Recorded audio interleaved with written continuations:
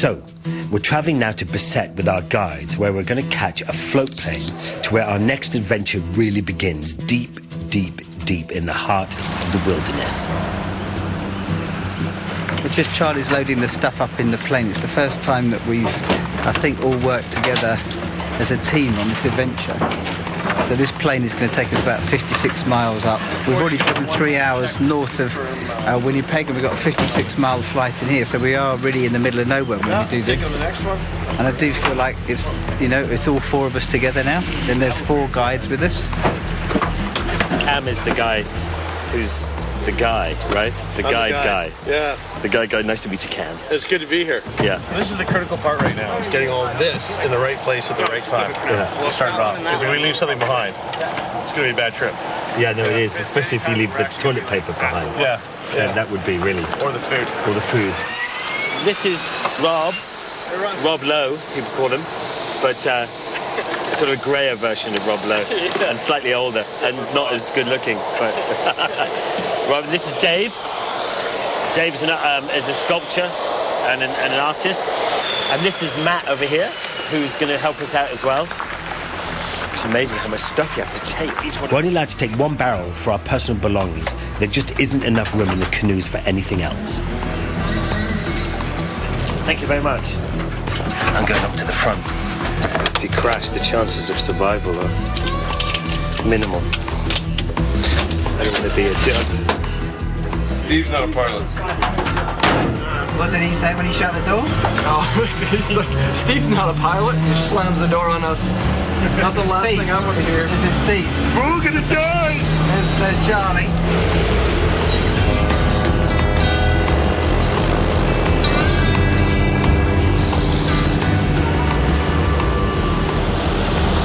We're really starting the new adventure now, and we're just taking the float plane. We're right up in the middle of nowhere. You just look at a vast expanse of nothing, and it's kind of cool that we're going to land on this river, take everything off, and then that's us, middle of nowhere, for the next 3 days. What a great way to start the adventure in this plane. Fantastic.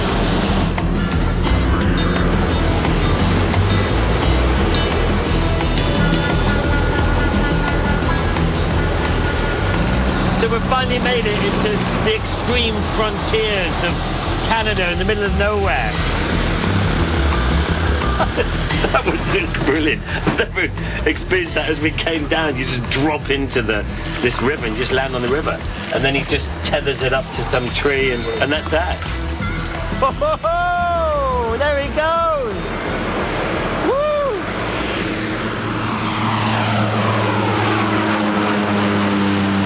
Okay, well, day 1 of the camping, and we've had a bit of a canoe down, and it's nice. We're just going to have a bit of a swim, do a bit of canoe training, and then we sort of hit the road full on tomorrow. We are absolutely in the middle of nowhere, but we really are out on the extreme frontiers, and this is what everybody has in their back door here in Canada. There's absolutely nothing here, so it's going to be like...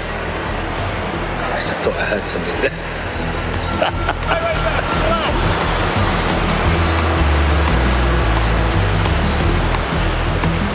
There's just nothing here at all. It's beautiful. Yeah, it's going to be great. Really, really, really great.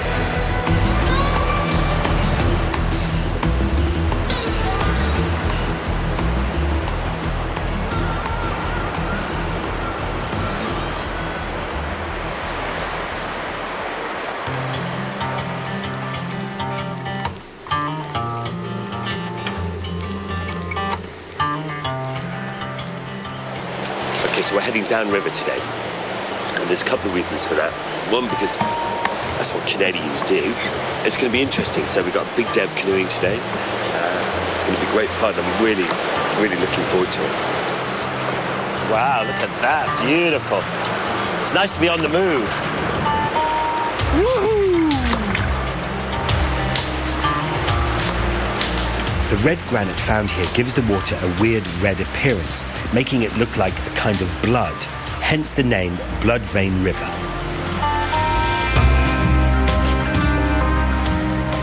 But this is a really traditional an historic method of moving through these rivers and forests, because the native people that were here before, they all used canoes. That was the highway, right? Yeah, it was all these rivers just sort of by a little bit of portaging sort of connect. Exactly. In the summer, they would sometimes move around to hunt and fish here. Yeah. In the winter, they'd come up the rivers to trap. Yeah. And often they'd have winter camps up here, and the summertime moved down towards Lake Winnipeg, where they'd gather a lot of fish, go to hunt buffalo and to trade as well. So they didn't stay in one place.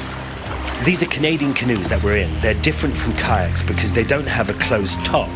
That means they can easily fill up with water and tip over. We've been paddling for hours and we've arrived at some dangerous rapids. Now, even Cam doesn't think it's safe to take it on. It looks kind of rough. Where do you want to get out? Just up here. Where that rock, yeah. Where that little bit sticks out. Yeah, we're going to try that. Okay.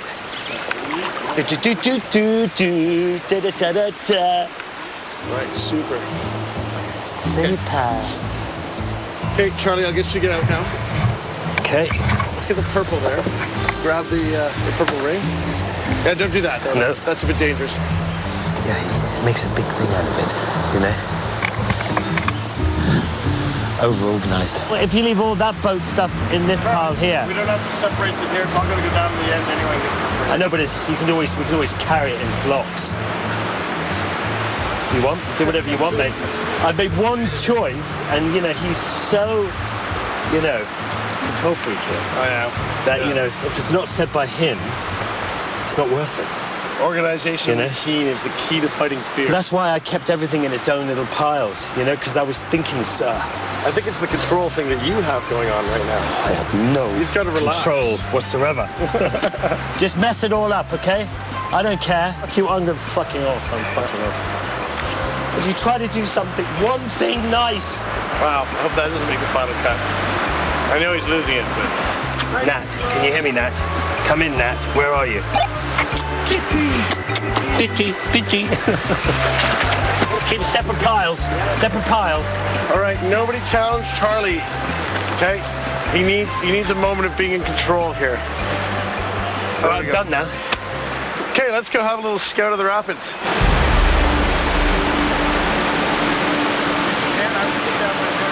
This is why we've taken the gear off, is it? This is why we're being pretty cautious here, is because we've got a really big, beefy Class 3 rapid with a hole at the bottom.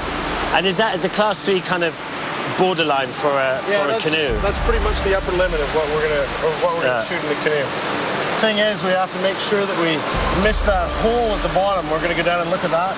That feature at the bottom is a big hole that'll take you in and keep you down there. A vortex is incredibly dangerous. It's like a whirlpool that can suck you under. Some are so dangerous that they keep you under the water until you die. I've been told it's best not to panic in these situations, but that's easy to say when you're standing on dry land. Basically, you want to if you wind up in that thing, you want to hold your breath and time your breathing so you're getting a little pocket of air as you come around, and that will eventually kick you back out. It'll just ragdoll you for a while. Well, I'm suddenly feeling quite nervous.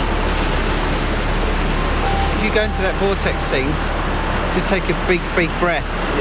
Well, Don't. Depends how you come up, isn't it? I mean, it's how you, Because we don't need to do this one, do we? No, you don't need to do anything, but I think it'd be all right. I mean, they look like they could do it. Just got to listen to what he has to say, and then go from there. I would have thought if you capsize, you'll come out the downstream side of it rather than in it. Well, who knows? Shit, I don't know. We'll see. If you do capsize and he goes into that, what should he do? There's nothing to do at that point. Hold your breath. Now you're done. Okay. Good stuff. Let's do it. Yeah. Right on. Are you just Hang going on. straight through into that eddy? Is that on? Go that one? forward. Hang on, Don't stop. worry about it. Go forward. Go forward.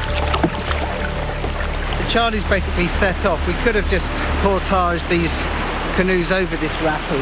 I think Charlie was sort of in two minds, but then our sort of sense of bravado has taken over, so I hope he hasn't felt like he was forced into doing this. Hopefully they'll come out the other side without any drama. Cam seems to know what he's doing.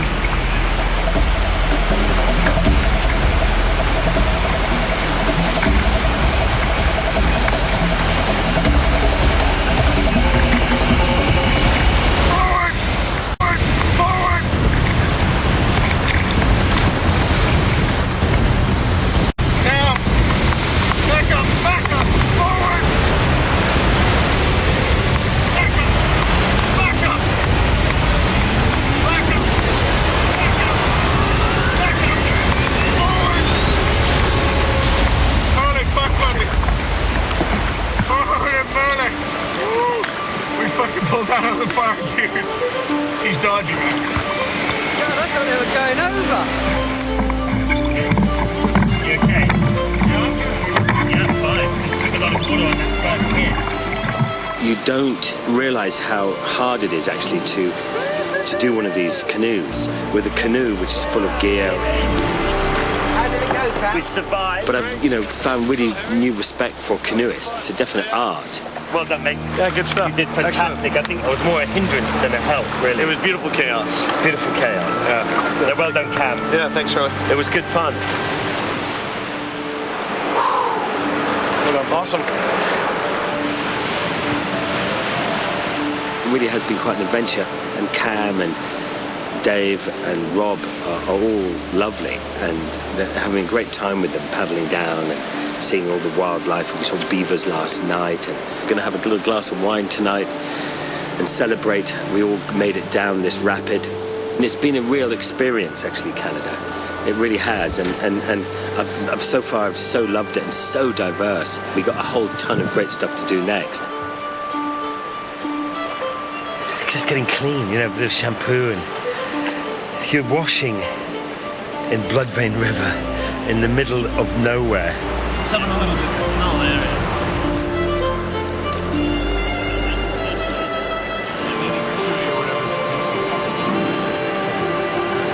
But really, at the moment, we've got this beautiful sunset, a little bit of wine, and I'm not really that bothered about what's happening tomorrow, because right now it's just lovely.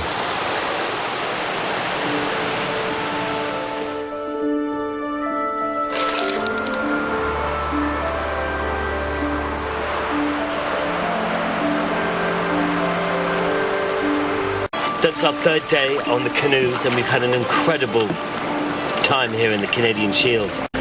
Last bit of the river is calling.